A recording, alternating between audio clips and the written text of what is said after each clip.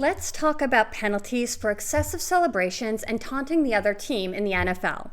And I'll start by exposing my own bias and perhaps my own immaturity, which is that there's something about me that loves outrageous, absurd, elaborate end zone dances and performances, and I'm so happy that the NFL relaxed its rules around this back in 2017.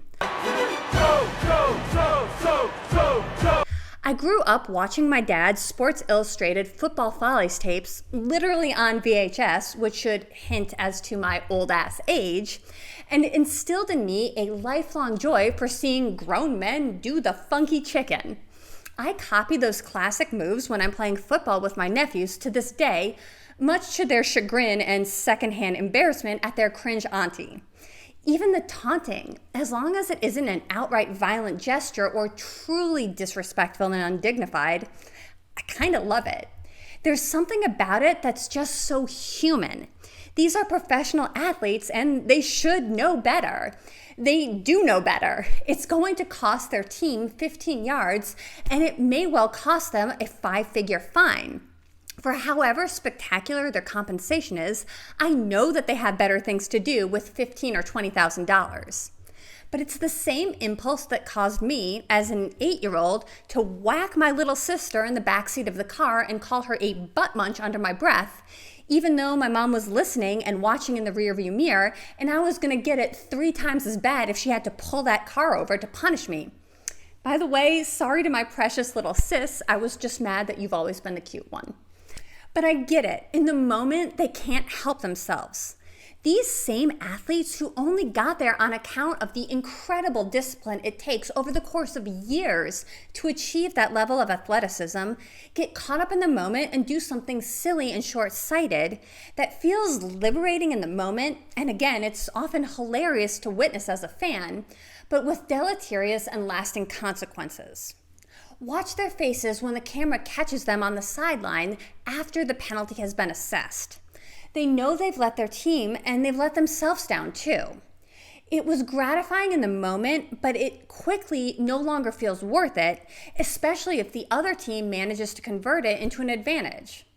Now, of course, this really isn't about NFL penalties or the perpetual battle between a willful third grader and her mother. Most of us regularly face the choice between short-term emotional satisfaction and long-term advantage. Self-control, discipline, and delayed gratification are often difficult and boring, at least in the immediate moment. It takes effort and a significant mindset shift to govern yourself by purpose rather than impulse, and to understand that self-control is a strategic restraint and not self-suppression. It also takes practice. It doesn't necessarily get easier or more intuitive with age. Age just gives you that many more opportunities to realize that the consequences of impulsive behavior, and maybe it makes you less likely to send the inappropriate text or make the expensive impulse purchase or say the horrible thing to your romantic partner that puts them in their place for 10 seconds and then damages the relationship for 10 months. A lot of maturity is learning to tolerate the discomfort of not doing the satisfying thing in the moment, or specifically today, the emotionally charged satisfying thing. Because you can be the guy that wakes up at 5 a.m. every morning to train for 2 hours before work, sticks to meal plans, lives within his means even when his friends are blowing thousands on extravagant purchases funded by debt. You can be the epitome of a stoic, disciplined lifestyle, and then still lose your temper with your girlfriend over an imagined slight, or throw a punch at a stranger in a bar over perceived disrespect. Move it, pretty boy! Make me! And I'm not perfect at this. Anyone who claims to be is lying to you. But here's what has helped me improve. First, try to recognize any patterns around the impulsive emotional decision. Here's a big one. If you are repeatedly making the same stupid, short-sighted decision when you're drinking or using drugs, it's time to reevaluate your relationship with alcohol or drugs.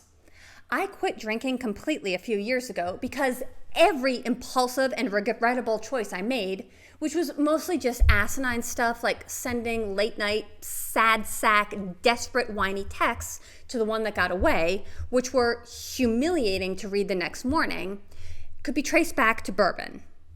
All of the suggestions and techniques I'm going to discuss here are no match for Maker's Mark and my prefrontal cortex leaving the building.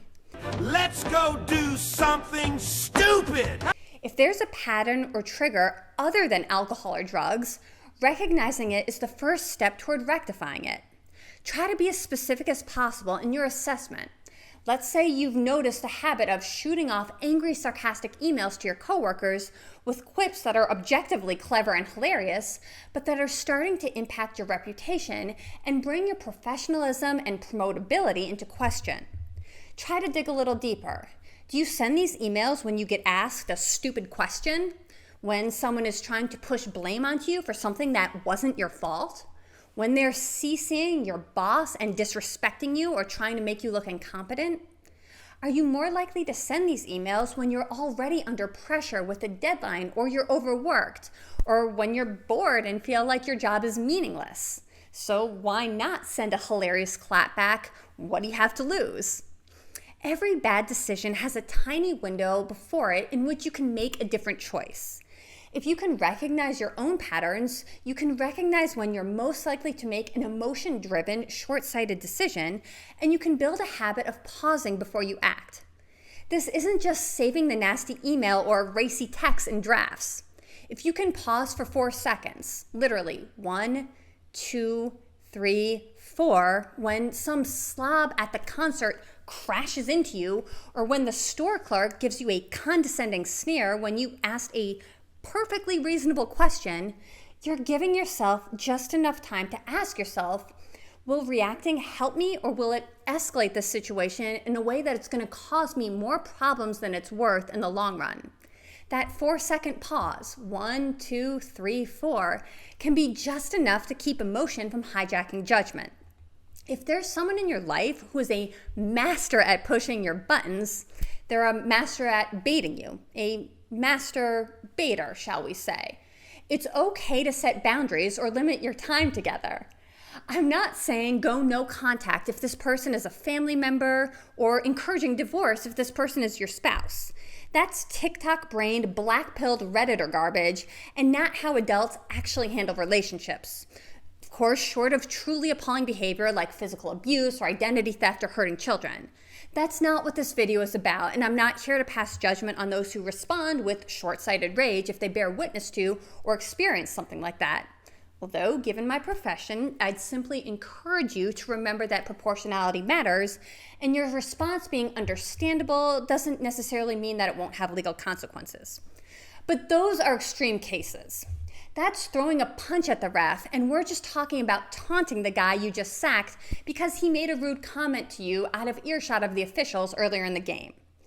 If it helps, allow yourself to feel superior every time you successfully keep your emotions in check and restrain impulsivity. You have more to lose than the other person. The other person is less evolved. You're demonstrating real power in having self-mastery and control over your behaviors that joker lacks. Pity them. In your own head, not out loud, or have compassion for them. If your kid is being a pain in the ass, remember your craziest misbehavior at that age, or remember your commitment to doing better than your own parent. If it's family, remember that you could lose them tomorrow. You've preserved your dignity while showing them how much growing that they need to do. That kind of power doesn't need to be explained because it's self-evident. The player who taunts his opponent after a sack or a stellar rush is giving away yards because he couldn't master himself.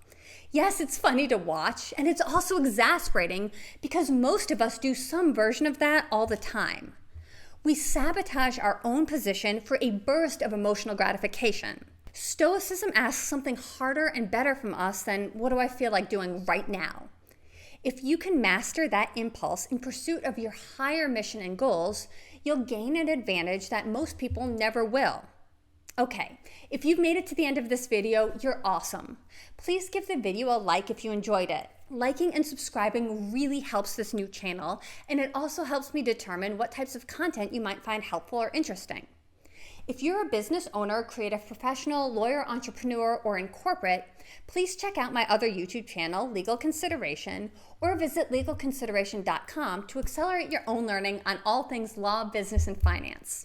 You can also buy my newest fiction novel, Where Ice Meets Sky, available on Amazon, Walmart, Barnes & Noble, and at select bookstores.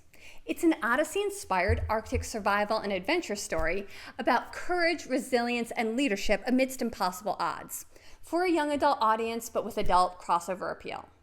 And even if you don't do any of those things, I still really appreciate you for tuning into this episode. Until our next project, stay heavy and stay handy.